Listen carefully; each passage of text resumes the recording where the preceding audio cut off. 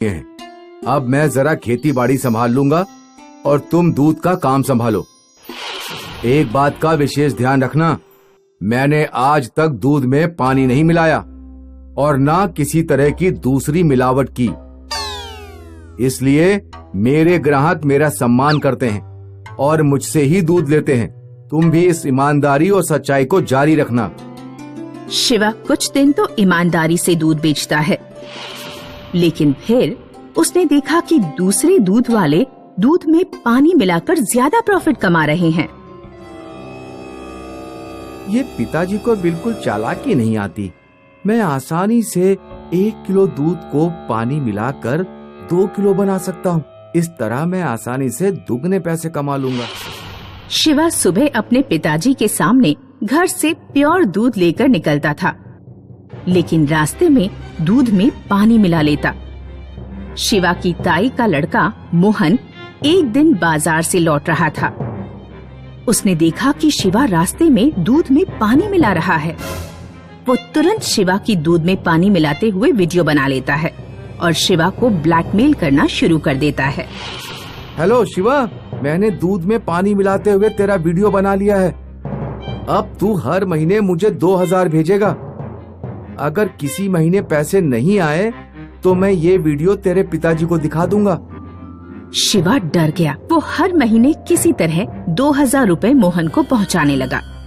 2000 रुपए से मेरे ऊपर कोई फर्क नहीं पड़ने वाला। अब मैं 1 किलो दूध में 1.5 किलो पानी मिलाऊंगा। उधर मोहन ने सारी बात अपनी माँ को बताई। बेटा, केवल 2000 रुपए ही क्यों मांग रहा है? दूध में बहुत कमाई है, कम से कम 6-7 हजार रुपए मांग। सुन शिवा, अगले महीने से मुझे हर महीने 7000 भेजना, वरना तेरा वीडियो तेरे पिताजी को दिखा दूंगा। हे भगवान, इस मोहन की डिमांड तो बढ़ती जा रही है। समझ में नहीं आ रहा क्या करूं।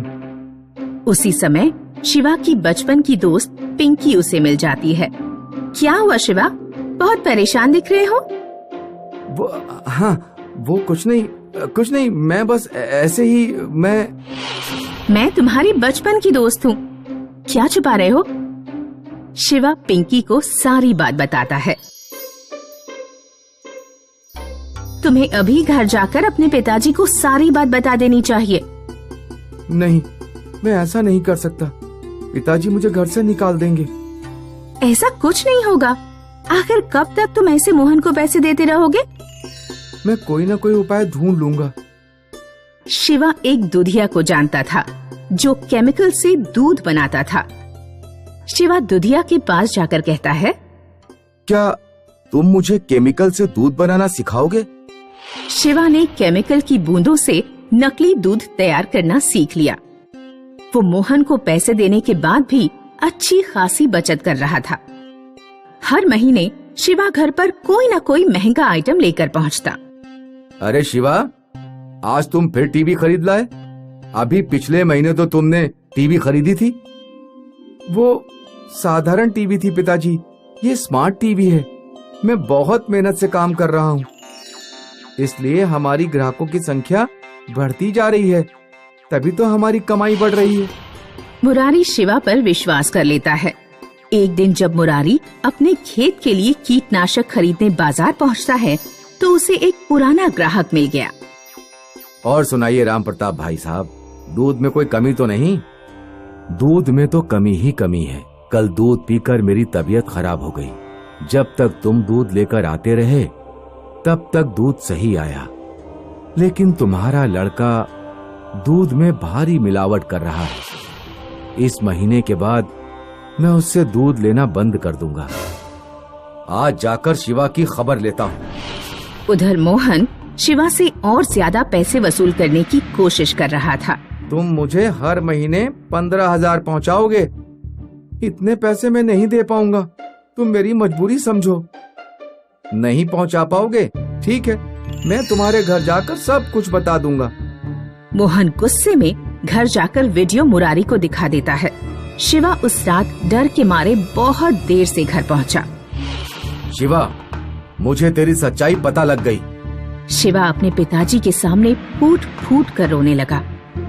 मुझे माफ कर दीजिए पिताजी। काश मैं भी आपकी तरह ईमानदारी और सच्चाई के रास्ते पर चला होता, तो मुझे ना मोहन ब्लैकमेल कर पाता और ना ही इस तरह मुझे शर्मिंदा होना पड़ता। मुझे माफ कर दीजिए पिताजी। दूसरे बेईमान दूध वालों को देखकर मैं भटक गया था। मेरे मन में जल्द से जल्द अमीर बनने का लालच आ गया। बेटा, इस दुनिया में सच्चाई और ईमानदारी के रास्ते पर चलना बहुत मुश्किल है और बेईमानी के रास्ते पर चलना बहुत आसान। बेईमानी के रास्ते पर चलने से तुम भले ही 2-4 पैसे ज्यादा कमा लो, लेकिन आत्मसम्मान और आत्मसंतुष्टि कभी हासिल नहीं कर पाओगे। शिवा को अपने ऊपर बहुत पछतावा होता है। वह निर्णय करता है कि आगे से वो दूध में कोई मिलावट नहीं करेगा और अपने पिताजी की तरह ईमानदारी और सच्चाई से जीवन बिताएगा। यह कहानी है फतेहगंज नाम के कस्बे में रहने वाले एक लड़के की, जिसका नाम तोमर था। ए गोबर, उठ जा, 1 बज गया है, जाकर नहा ले और खाना खा ले। सोने दो ना माँ, आज स्कूल और ट्यूशन दोनों की छुट्टी है। तोमर को सारे लोग गोबर कहकर बुलाते थे, क्योंकि वह आलसी था और हर वक्त बिस्तर पर गोबर की तरह पड़ा रहता था। वो हफ्ते में सिर्फ एक ही दिन स्कूल जाता था। अरे गोबर, अच्छा हुआ तू आज स्कूल आ गया। अगले महीने हमारी परीक्षाएं होने वाली हैं, लेकिन चिंता की कोई बात नहीं है। यार अमित, परीक्षाएं बहुत बुरी लगती हैं, इसीलिए चिंता की बात तो है। चिंता की बात इसलिए नहीं है क्योंकि मैंने सुना है कि पड़ोस के गांव में एक बाबा जी आए हैं जो एक ऐसी तरकीब जानते हैं जिससे कोई भी बच्चा बिना पढ़ाई लिखाई किए परीक्षा में पास हो सकता है। बिना पढ़ाई लिखाई किए परीक्षाओं में पास? हमें उन बाबा जी के पास जरूर चलना चाहिए। मैं तो अपने पिताजी के साथ जा रहा हूँ, इसीलिए तुझे अकेले ही जाना पड़ेगा। गोबर घर जाकर सारी बात अपनी माँ को बताता है। माँ, क्या मैं उन बाबा जी के पास जाऊँ? गोबर की माँ सोचती है कि गोबर हर बार फेल हो जाता है। इस बार हो सकता है कि बाबा जी की कृपा से पास हो जाए। जा बेटा, लेकिन रास्ते में कहीं सो मत जाना। गोबर अगले दिन पड़ोस के गांव में बाबा जी के पास पहुंचा। बाबा जी, मुझे सभी कठिन परिश्रम करने वाले लोग बेवकूफ लगते हैं। मेहनत करने का बिल्कुल मन नहीं होता। आप जल्दी से मुझे वो तरीका बता दीजिए जिससे मैं बिना परिश्रम के परीक्षाओं में पास हो जाऊं और अच्छी नौकरी भी पालूं। बेटा, यहाँ से पूरब दिशा में जंगल में जाओ, वहाँ मेरा आश्रम है। उस आश्रम में एक जादुई कोयल रहती है। जादुई कोयल की आवाज सुनने मात्र से दिमाग इतना तेज हो जाता है कि फिर तुम्हें कोई भी किताब पढ़ने की जरूरत नहीं। तुम सारी परीक्षाएं ऐसे ही दे दोगे। गोबर बहुत खुश होकर पूर्व के जंगल की ओर निकल पड़ता है। गोबर रास्ते पर चलते हुए, मेरी प्यारी कोयल रानी कहाँ हो? मैं आ रहा हूँ तुम्हारे पास। रास्ते पर भूसा पड़ा हुआ था। गोबर जैसे ही उस पर चलता है, वो एक बहुत गहरे गड्ढे में जा गिरता है। अरे अरे, ये कहाँ फंस गया? गोबर बार बार गड्ढे से बाहर निकलने का प्रयास करता और बार बार नीचे गिर पड़ता। आखिरकार 3 घंटे लगातार प्रयास करने के बाद वो बाहर निकल पाया। इस गड्ढे से निकलने में तो बहुत पसीना निकल गया। बड़ी प्यास लगी है। मटके में पानी लेकर आ रही थी। अम्मा, जरा मुझे पानी पिला दो। औरत उसके हाथों में पानी डालती है और गोबर इच्छा भरकर पानी पीता है।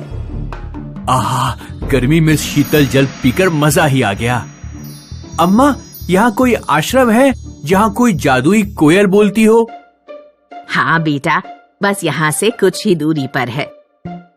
गोबर रास्ते में आगे जाते हुए, पानी तो मैंने पहले भी पिया है, लेकिन इस पानी में कुछ और ही स्वाद है। गोबर कुछ घंटे लगातार चलने के कारण थक चुका था।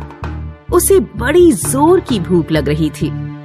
वो कुछ देर एक पेड़ के नीचे बैठकर आराम करने लगा। बड़ी भूख लग रही है। घर पर होता तो इतनी देर में 4-5 बार खा चुका होता। इतनी देर तो मैं कभी भूखा नहीं रहा। गोबर ने देखा कि सामने एक फल और मिठाई वाला चला आ रहा है। गोबर कुछ पैसे देकर उससे फल और मिठाइयाँ खरीदता है और जी भर कर खाता है। खाना तो मैंने पहले भी खाया था, पर आज खाना कुछ ज्यादा ही स्वादिष्ट लगा। भैया सुनो, क्या यहाँ जंगल में कोई आश्रम है जहाँ कोई जादुई कोयल बोलती हो? हाँ, यहाँ से बस कुछ ही दूर है। गोबर रास्ते में चलते हुए, सब लोग कहते हैं कि आश्रम कुछ ही दूरी पर है, लेकिन चलते चलते मुझे पूरा दिन हो गया है। ना कोई आश्रम दिखता है और ना कोई कोयल। हे भगवान, मुझे तो बहुत डर लग रहा है। सूरज डूब जाता है और जंगल में अंधेरा हो जाता है। भयानक जानवरों की आवाजें आने लगती हैं। आग, मुझे आग जलानी चाहिए, लेकिन मेरे पास आग जलाने के लिए कुछ है भी तो नहीं। अरे हाँ, याद आया, मैंने टीवी में कई बार देखा है कि लकड़ी पर लकड़ी रगड़कर आग जलाई जा सकती है। गोबर जानवरों के डर से कई घंटे प्रयास करने के बाद आग जला लेता है। घर पर 2 इधर बटन दबाया और उधर रोशनी हुई, लेकिन यहाँ आग जलाना बहुत मुश्किल था।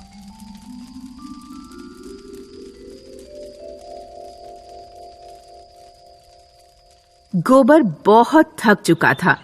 वो आग के पास लेट जाता है। उस रात उसे बहुत गहरी नींद आई। सुबह वो बिल्कुल तरोताजा होकर उठा। सोता तो मैं घर पर हमेशा रहता था, लेकिन ऐसी नींद मुझे कभी नहीं आई। तभी गोबर को अपने सामने आश्रम दिखाई देता है और पूरे जंगल में कोयल की आवाज सुनाई देती है। अब ये कोयल मुझे सुनाई पड़ी। उन बाबा जी ने मुझे अच्छा सबक सिखाया। गोबर देखता है कि सामने से बाबा जी उसके पास ही चले आ रहे हैं। कहो बालक, कैसा रहा तुम्हारा सफर? इस सफर का महत्व मैं समझ गया बाबा जी। परिश्रम करने के बाद जब कोई चीज हासिल होती है तो उसका मजा कुछ और ही होता है। जब मैंने कठिन मेहनत करने के बाद पानी पिया, खाना खाया और आग जलाई, तब मुझे जो आनंद प्राप्त हुआ वो घर पर कभी नहीं हुआ था, क्योंकि वहाँ सब बिना परिश्रम किए ही मिल जाता था। अब मैं परीक्षा भी अपने कठिन परिश्रम के बल पर ही पास करूंगा। तब जो सफलता हासिल होगी उसकी बात कुछ और ही होगी। शाबाश बेटा, आखिर मेरी जादुई कोयल काम कर गई।